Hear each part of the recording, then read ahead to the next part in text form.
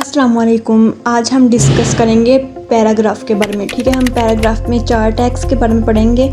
ठीक है, number of 4 tags. सबसे पहले हम पैराग्राफ टैग के बारे में पढ़ेंगे, नेक्स्ट हम BR टैग के बारे में पढ़ेंगे, उसके बाद HR टैग के बारे में पढ़ेंगे और लास्ट वन जो होगा प्री टैग PRE। ठीक है, तो सबसे पहले मैं आपको पैराग्राफ टैग के बारे में बता देती हूँ और यहाँ पर मैंने कमेंट करके इन्फॉर्मेशन लिख दिया कि हम आज क्या डिस्कस करने वाले हैं। ठीक है, सेम प्रोसेस मैंने HTML का वर्जन 5 सेलेक्ट किया और बाद में मैंने फिर इसका टाइटल चेंज कर दिया। टाइटल चेंज करने के बाद जो मेरी font.html के नेम से फ़ाइल आ रही थी, अब वो मुझे पैराग्राफ में लिखी हुई नज़र आ रही है क्योंकि मैंने उसका टाइटल चेंज कर दिया। ठीक है, उसके बाद मैं एक हेडिंग भी दे दूँगी ताकि पता चल जाए कि ये पैराग्राफ है। ठीक है, हम किसके बारे में पढ़ रहे हैं? पैराग्राफ टैग के बारे में। ठीक है, तो यहाँ पर मैं राइट कर दूँगी पैराग्राफ टैग। अब इसकी भी आउटपुट जाकर देख लेते हैं। तो यहाँ पर मेरे पास हेडिंग शो हो गई है। ठीक है, ये स्क्रीन का ओरिजिनल साइज़ है, मैं थोड़ा सा इसको जूम कर देती हूँ ताकि आपको क्लियरली समझ आ जाए। ठीक है, अब हम मेन चीज़ के बारे में पढ़ते हैं, P टैग के बारे में। ठीक है, P टैग यूज़ होता है अपने वेब पेज के लिए, पैराग्राफ के लिए। ठीक है, हमें कोई भी पैराग्राफ लिखना हो अपने वेब पेज पर तो हम P टैग से लिखेंगे। ठीक है, यहाँ पर मैंने लॉरम 10 किया तो मेरे पास 10 वर्ड्स का पैराग्राफ आ गया। ठीक है, सॉरी 20 वर्ड्स का। तो मैं देख लेती हूँ मेरे पास क्रोम पेज पर भी पैराग्राफ आ चुका है। तो जी हाँ, मेरे पास पैराग्राफ आ चुका है। तो ठीक है, अब हम इस पर नेक्स्ट टैग जो अप्लाई करेंगे वो होगा BR टैग।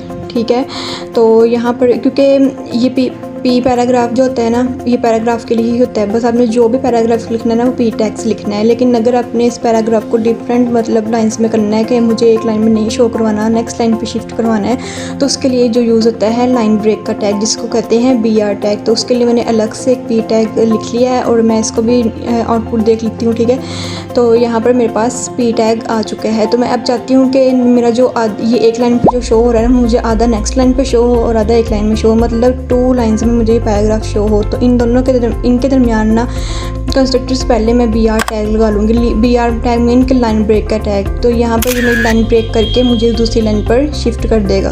ठीक है, तो इस तरह से अगर हमने किसी एक पैराग्राफ को दूसरी लाइन में शिफ्ट करवाना हो, मतलब 2 लाइन्स में शिफ्ट करवाना हो, तो उसके लिए हम क्या यूज़ कर सकते हैं? BR tag. ठीक है, अब हम डिस्कस करेंगे HR टैग के बारे में। ठीक है, HR मीन के हॉरिजॉन्टल लाइन। ठीक है, हॉरिजॉन्टल लाइन मतलब कि अगर आपको किसी 2 टैग्स के दरमियान कोई लाइन लगानी हो, हॉरिजॉन्टल लाइन, एक होती है वर्टिकल लाइन और एक होती है हॉरिजॉन्टल लाइन। तो यहाँ पर अगर आपने हॉरिजॉन्टल लाइन लगानी हो तो आप HR टैग यूज़ करेंगे। फॉर एग्जांपल मुझे इन दोनों P टैग्स के दरमियान हॉरिजॉन्टल लाइन ड्रॉ करनी है, तो मैं यहाँ दोनों के दरमियान मैंने HR टैग यूज़ किया, तो ऐसे मेरे पास हॉरिजॉन्टल लाइन आ चुकी है। ठीक है, इस तरह से मुझे पता चल जाता है कि मेरा नेक्स्ट जो टैग है वो कहाँ से स्टार्ट हो रहा है। ठीक है, अब हम लास्ट और थर्ड जो 4th टैग है उसके बारे में पढ़ते हैं, जो होगा pre tag PRE, pre tag. ठीक है, अब प्री टैग क्या होता है? प्री टैग और P में मैं आपको डिफरेंस बताती हूँ, लेकिन सबसे पहले मैं आपको प्री टैग लगा कर दिखाती हूँ। प्री टैग के लिए जो हम यूज़ करेंगे PRE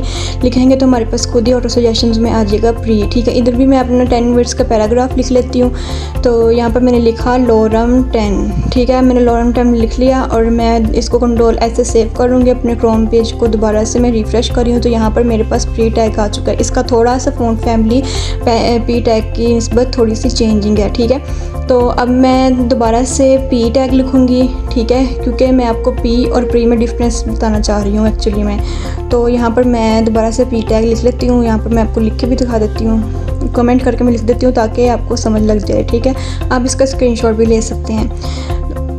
तो यहाँ पर मैं लिख देती हूँ और यहाँ पर मैं P टैग लूँगी। P टैग भी जैसे मैंने प्री टैग 10 वर्ड्स का लिया है, तो मैं P टैग भी जो पैराग्राफ लिखूँगी P टैग में वो भी मैं 10 वर्ड्स का ही लिखूँगी। तो यहाँ पर मैंने लॉरम 10 राइट किया, तो यहाँ पर मेरे पास 10 वर्ड्स का पैराग्राफ आ गया। अब हम दोनों पैराग्राफ देख लेते हैं। तो जी हाँ, ये दोनों मेरे पास 10 वर्ड्स के पैराग्राफ आ चुके हैं। बस प्री टैग का जो फ़ॉन्ट फैमिली थोड़ी सी डिफरेंट है। तो अब मैं इन दोनों को डिफरेंस बताती हूँ। मैं दोनों में इक्वल स्पेसेस देती हूँ। सबसे पहले मैं प्री टैग में इक्वल स्पेसेस देने लगी हूँ कंस्ट्रक्टर से आगे। ठीक है, इन दोनों के आगे मैं इक्वल स्पेसेस दूँगी।